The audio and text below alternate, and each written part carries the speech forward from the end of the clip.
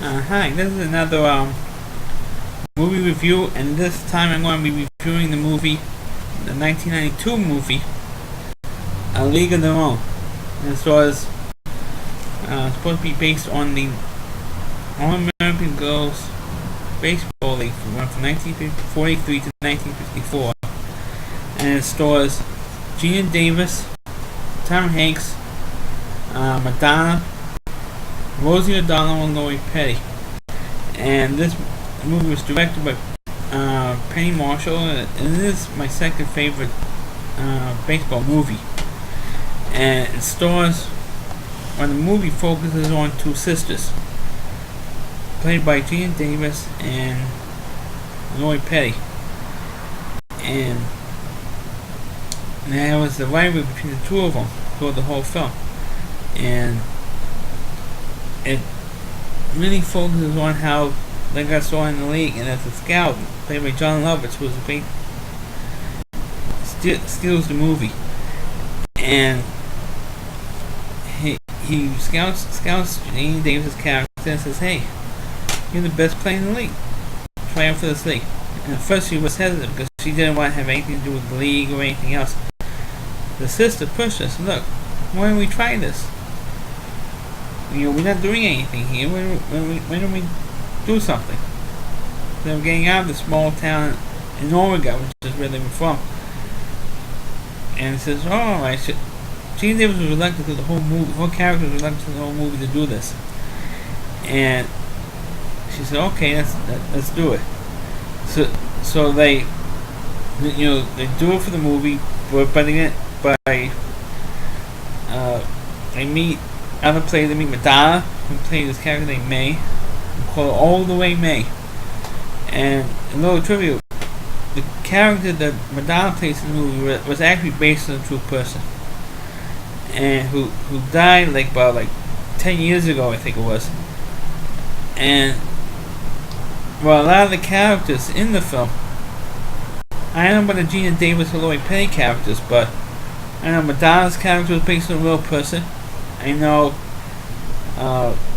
in the film they changed a lot of the names for some reason. They couldn't use the real names of the actual people. In the case of when the league was created by Gary Marshall, Penny Marshall's brother, played a guy named Walter Harvey, who was a candy bar maker. But in reality, the league was actually the All-American Girls Baseball League was created by Philip Wrigley, the candy bar, not candy bar, the chewing gum magnate, and he was the owner of the Chicago Cubs. So in the movie, you do see Wrigley Field when they had the tryout, and so they changed his name. And the Tom Hanks character, who plays Jimmy Dugan, his character is actually based on the Hall of Fame home run hitter Jimmy Fox. So when you see Jimmy Dugan, it's supposed to be based on. He changed his name from Jimmy Fox to Jimmy Dugan for the film. And you didn't see Tom Hanks' character until maybe about 20 minutes into the film. And his character plays like this drunken, broken down player. And he had to retire because of his knee. He hurt his knee because he was so drunk he fell out of a hotel window, as you see in the film. And he gets hired by Gary Marshall to be a coach for the girls team. And the team that he eventually coaches is a team that has Geena Davis, which is actually an actual team in the girls league called the Rockford Peaches. And they had 4 teams. They had the South Bend Blue Sox. You had the Racine Bells, which was the top rival to the Rockford Peaches. And you see by the end of the movie, they play against each other in the Women's World Series, the first one. And they play Racine, they play South Bend, and of course Rockford, which is the team that was following the film. And the Rockford Peaches team, they have, because Geena Davis was the catcher, so like Johnny Bench on the team. She could hit, she could throw, she could catch. Plus, she's about like 6 foot tall, and everyone was crazy about her because for her looks and the way that she could play. And you can say the same thing for Madonna. Every time she goes into a town, or her character goes into a town, she pretty much has sex with every guy that she can get to. And her friend, who wrote like film, Rosie O'Donnell, was also on the team. She played the third baseman. And you have other, girls on the team. They have maybe 16 girls on each team. At the start of the film, and they go through the whole season. First the workout and of course the season. And during the season, Tom Hanks' character was not interested in coaching. He felt embarrassed that he was supposed to be this manly man, gay man. He didn't want to coach girls. He felt embarrassed, and then he sort of realized that girls can play and play well. So he got turned over. His attitude changes, and he starts managing the team seriously. And there was a change there. And originally, before I go on with the film, Tom Hanks was not originally supposed to be in this movie. I forgot who the actor was supposed to be, but Penny Marshall, who directed Tom Hanks in about 4 years earlier in the movie Big, so I figured, hey, and at that time Tom Hanks his career was going all that well after Big. He made so many bombs in the box office and lousy movies altogether. So this movie actually League of Their Own actually restored his comeback in movies. Because after League of Their Own, he did Philadelphia. He won Academy Award for that. And then he did, of course, the movie that he is, I guess I could say, his iconic role now, which was Forrest Gump. And he won an Academy Award back-to-back years for those two movies. But League of Their Own was the movie that started his comeback in movies. And he's still working today. Over 20 years after League of Their Own came out, he's still working as an actor. Anyway, but going back to the film, they had one of the really great things about this movie is, even though that for some reason it's gotten a lot of flack because it's a chick flick, and most people who are baseball fans, like I am, I'm a huge baseball fan. So you can see all the pens behind me. I'm a huge baseball fan, and I like baseball movies in general. And when I saw League of Their Own, it was the first time in a long time that I actually went to see a baseball movie, and I thought it was a really great film. Not only a great baseball movie, but it's a good movie. It's funny and it's dramatic in a lot of ways. And one of the running bits in League of Their Own actually takes place in 1943, in the height of World War II. When the U.S. is already in World War II in Europe, and Geena Davis, and her running bit in the movie was that Geena Davis' husband is fighting in Europe. More specifically, he's supposed to be in Italy, or his battalion, or his corps that he was in. He was in fighting in Italy, and she's worried that her husband might get killed and might get one of those telegrams. And at that time, I don't know about now, but at that time, if you got a telegram from the military, it means that your husband is dead or your son is dead.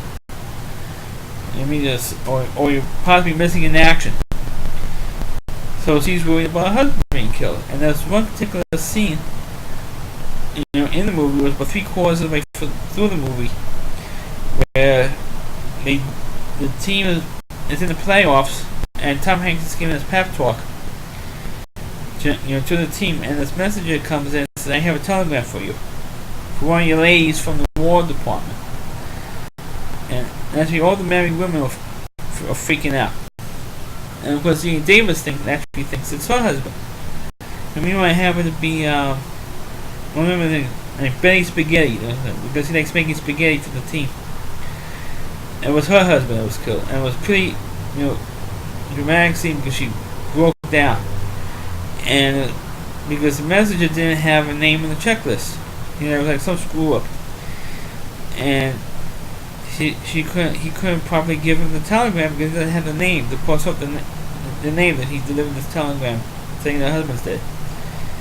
But Tom Hanks grabbed the message, grabbed the telegram, said, give it to me. You're not gonna, ruin all my members, all my teammates, because you messed up on the checklist.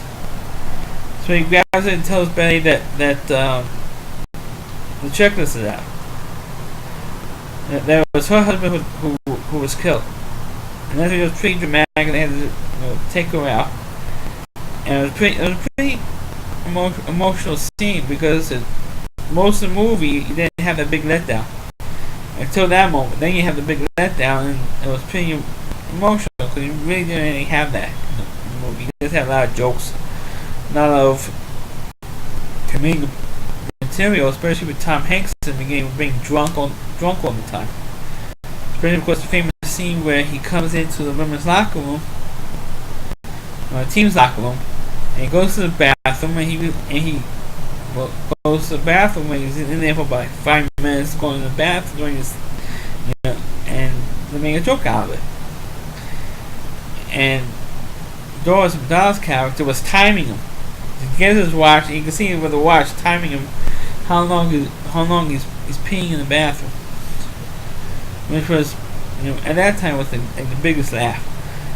But of course, later on in the movie, that's when you have the biggest line and the most. That's what this movie is more famous for. Is this one stupid line, which is "There's no crying in baseball." It was a scene where one of the players on the team throws to the wrong base. She threw, instead of throwing to the cutoff woman, she threw home. And because she did that, the runners advanced the base, and the other team that was playing tied the game because she made that throwing mistake. So when the team inning was over, she comes back to the dugout, and Tom Hanks chastised her, and rightly so. It's because Evelyn, you threw the wrong base. Don't do that again. Because he did that, the other team tied it up. Now we have to break the tie because of your stupid mistake. And he yelled at her so that she was crying. And that's when he comes up with, "Are you crying? Are you crying? There's no crying. There's no crying in baseball." And of course the umpire comes over and says, "What's going on?" And it's because she's crying. And that's where the line came from. Hey, there's no crying in baseball. But most people will always remember that one particular scene and one sequence in the film. But there's one scene in the film that Tom Hanks gives that is better than that. Now there was a scene where after the scene I said before with one of the other players' husband that's killed, Geena Davis was in her room crying, and her husband comes home from the war. And he'd been discharged because he'd been shot in the foot, been injured. He's got his cast and his foot's in a boot. And he says, "Oh, what happened?" And he says, "What happened?" I said, "Oh, there was a sniper. He got six men of my troop before we got him." So that's what happened, and so now the husband is back. Geena Davis decides to quit, and so she's packing up the car and she's going home to the husband. And Tom Hanks comes over and says, "You quitting? Why are you quitting?" And because I have Bob, I have my husband. I don't need this anymore. I don't need to play baseball anymore. I have my husband to support me. I don't need to support him. I want him to support me.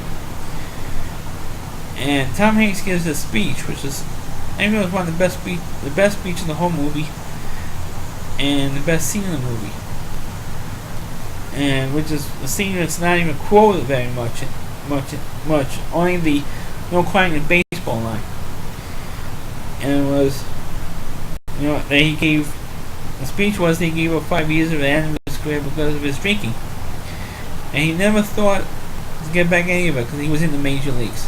Never thought about the consequences of his drinking. Just that, the he was there. He knew he was not going to be leaving Major League Baseball because he was the best player. There was no way he was going to be leaving. And he said, and Geena Davis says to him, "Well, I don't need this, Jimmy. We're different. You and I are different people. And you do your things your way, and do my things my way, and that's it." So Tom Hanks says that, excuse my language, this chicken should die. If you want to go back home to Oregon, make 100 babies, great. I'm not in a position to tell anyone how to live. But walking out like this, quitting, you're going to regret it. And she says, "Well, the game just got too hard." And Tom Hanks says, "It's supposed to be hard. If it wasn't hard, anyone would do it. The hard is what makes it great." And Geena Davis does leave and misses the first 6 games of the World Series, and she does come back for the 7th game, and they do play the 7th game, and I'm not going to give away what happens, but Geena Davis does end up, quitting. But there's one particular part of the movie which I skipped over, which was that Laurie Davis's character gets traded from the Peaches to the Messine Bells, and they play each other in the World Series. And during the 7th game, Lloyd Pay's character pitches against Rockford in the 7th game of the Women's World Series, which is kind of an interesting, twist there. Wasn't expected. It was an unexpected twist because of all the way movies are written nowadays. You can pretty much see it coming, especially when they were traded, when Lloyd Pay's character was traded to Macy. You can see it coming. They're going to play against each other in the World Series and see who pitched in the last game, and which it does happen. And I'm not going to give away what happens in the 7th game, but it was a very good game for a baseball movie. And that's why it was all 9 innings instead of like a highlight montage until about towards the end of the game, which they really didn't cut anything out towards the end in terms of speeding it up for a highlight montage. And of course the scene ends, the game ends, and Geena Davis sees her sister underneath the stands after the game, and Geena Davis tells her that they're leaving. You can have Bob's back, and we're going home to Oregon. You can come along with us. So now I'm going to stay here, get a job for the off season until the baseball season starts again. And I really like being in Macy. I like it in this town. I'm going to stay here. And when Geena Davis says, "Look, we're going to go home. We want to have kids," and says, "Oh, you're going to have all your time to have kids. You play for another year. You're the best hitter and the best pitcher. Keep playing like this." He said, No. So goes home, and that's how the flashbacks ended. And let me tell you, at the beginning of the movie and the end of the movie, the majority of the movie is in flashbacks. But the beginning of the movie starts off when they have this reunion for the Girls League. And the reunion is in Cooperstown, New York, where the Baseball Hall of Fame is. And this film was filmed in Cooperstown. And when the scenes in the beginning of the movie and the end of the movie, when they were in Cooperstown, those was actually in Cooperstown. There was, in case you've never seen Cooperstown, New York before, that was actually in Cooperstown on Doubleday Field, where there was a site where allegedly Evan Doubleday created a game of baseball, which over the years has been proven that he didn't create baseball.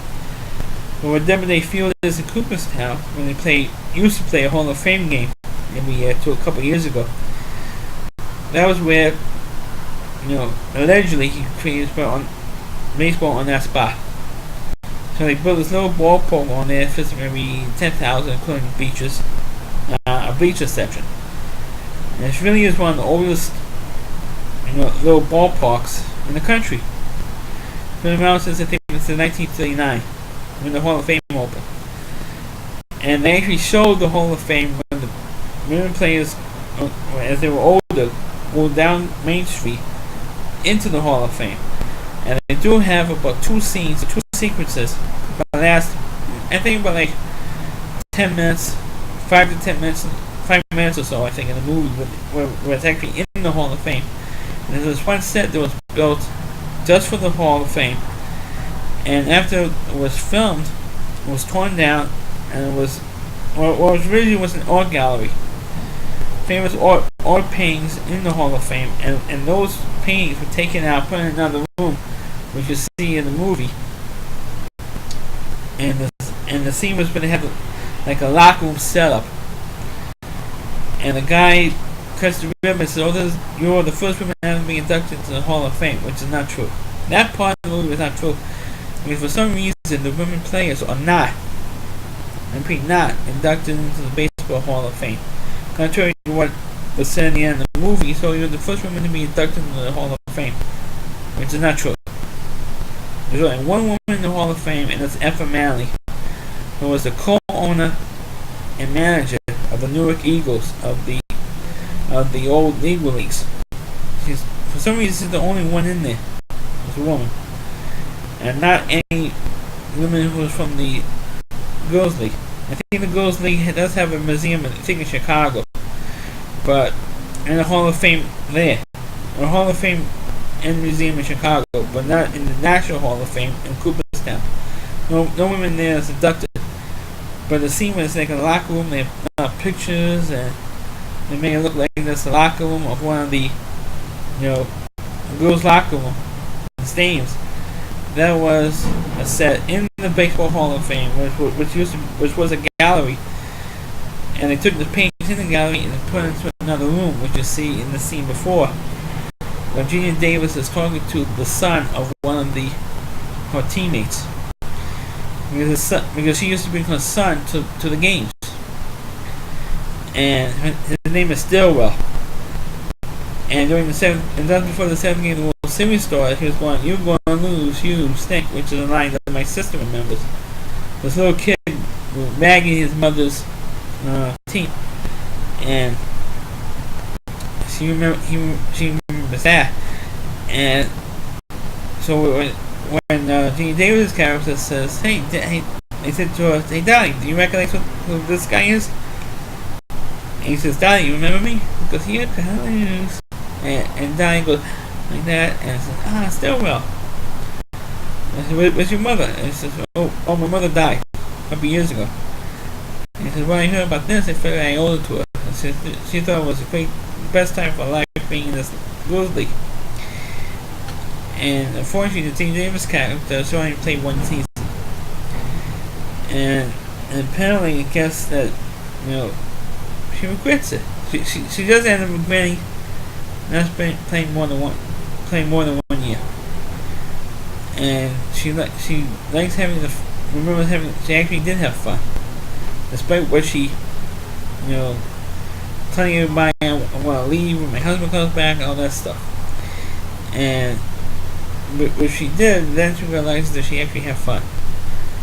And the other scene where he met Stillwell, that used to be in the Hall of Fame, was called the Great Moments Room, when they had these big life-size photographs of some of the biggest moments in baseball history. She had P. Rose broke the all-time hit record with Roger Maris's 61 home runs, and they made a fake one for the Tom Hanks character. And he had 58 home runs in 1936. And at the bottom of the picture, the reason why you didn't see him in the reunion is because he died in 1980, or his character died in 1987. So that's why he wasn't there. So, but the movie was, like I said, the second best baseball movie I ever seen. Number 2 behind The Natural, the Robert Redford film, which I might do another time. But League of Their Own is a very good baseball movie, even though it's considered today to be a chick flick, which I kind of hate the term for this movie, because it is a baseball movie, it's a sports film. And for some reason, when they talk about baseball movies, this particular film is not on anybody's top 10 list. I think maybe like in the bottom 5 or whatever, or somebody's top 10 list. And what bothered me is when ESPN did this thing a few years ago, in 2003, I don't think they even mentioned League of Their Own. Because it was a chick flick, it was not didn't have any sex, didn't have all that much bad language in it, and and it's a very good film.